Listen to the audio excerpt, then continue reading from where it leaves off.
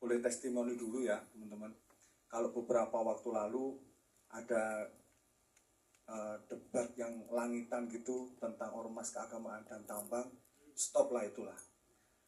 Ini bukan soal fikih atau ideologi, ini bukan soal post-sirkuler atau yang lain-lain lah. Ini soal kemanusiaan.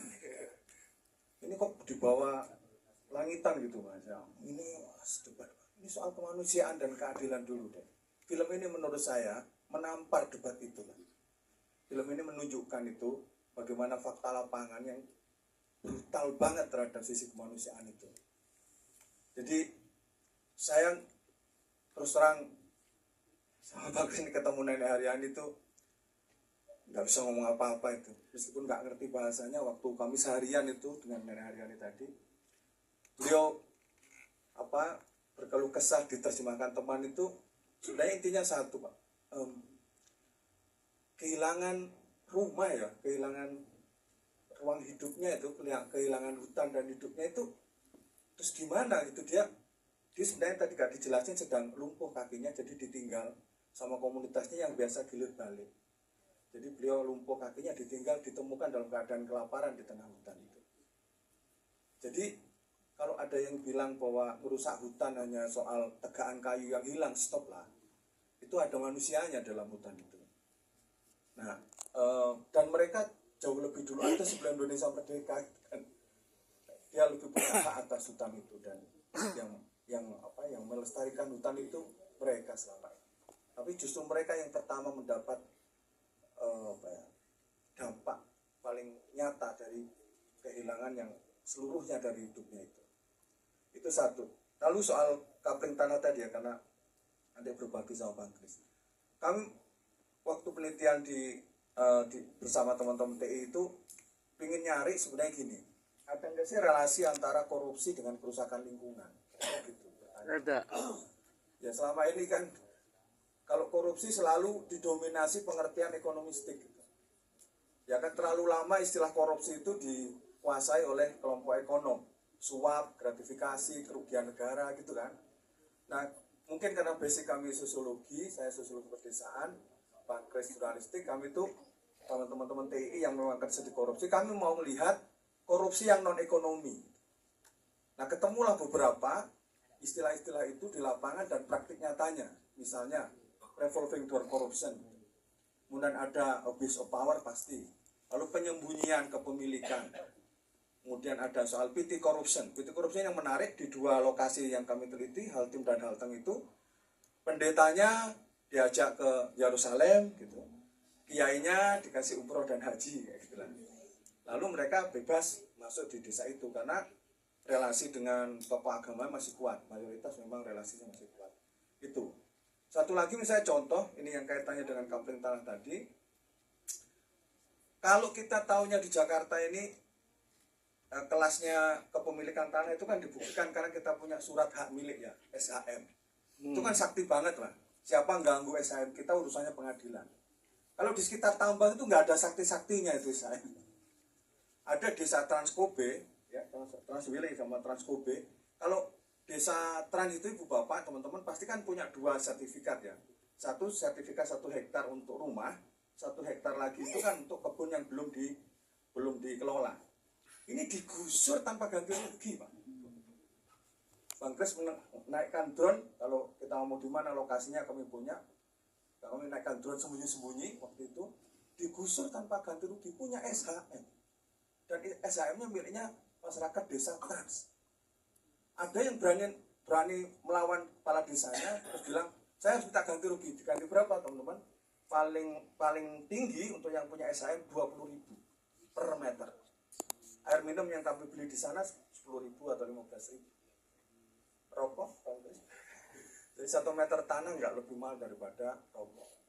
Kalau yang nggak punya SHM, lah ini yang kasusnya tadi, Mbak Ijat, itu paling banter 3.000 rupiah per meter.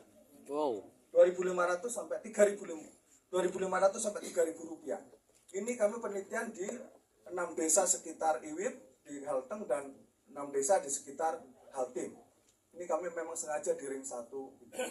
Nah, yang kami tekuni lebih lanjut adalah soal pengkaplingan tanah. Ini kan mungkin teman tahu ya, mungkin mafia tanah kalau di Jakarta itu kan pertama pasti orang besar, backingan besar. Ternyata kami temukan enggak. Aktor utamanya justru namanya pemburu hutan itu.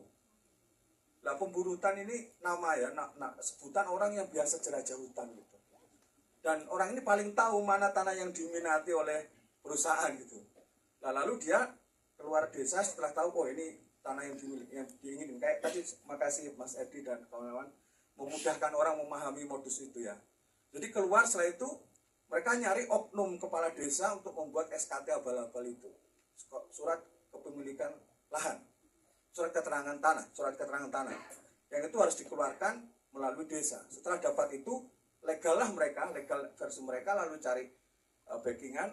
Uang ini besar karena mereka harus masuk di hutan dan mengecat dan memotonya itu. Lalu kemudian mereka setelah selesai keluar negosiasi dengan perusahaan, sebut berapa, lalu kemudian uang dibagi mereka, dan sebagian uangnya misalnya dapat kalau 100 hektarnya misalnya 30 M atau 70 M, mau dikasih ke desa nanti 70 M, misalnya 100 M, dibagi antar mereka, sebagian dikasih ke oknum aparat gitu, lalu sebagian yang lain diberikan untuk tali asih. Nah ini Mbak Izzat yang membuat somasi itu, kasih tali asih kepada desa, satu desa ada yang dapat 70 M. Nah tali asih ini dua tafsir. Tafsirnya masyarakat, tali asih itu baru pulau nuwun, permisi.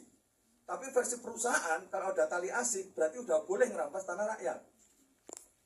Nah itu yang nggak dipahami oleh masyarakat, begitu tali asih dipegang oleh mereka, 70 M satu desa itu ada 40 M, mereka udah nggak punya hak atas tanah itu.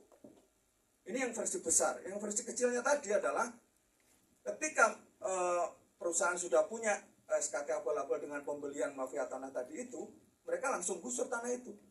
Nah cilakanya yang kami wawancara itu dengan, kami punya video mereka menangis tapi belum katanya akan dibuat sendiri nanti.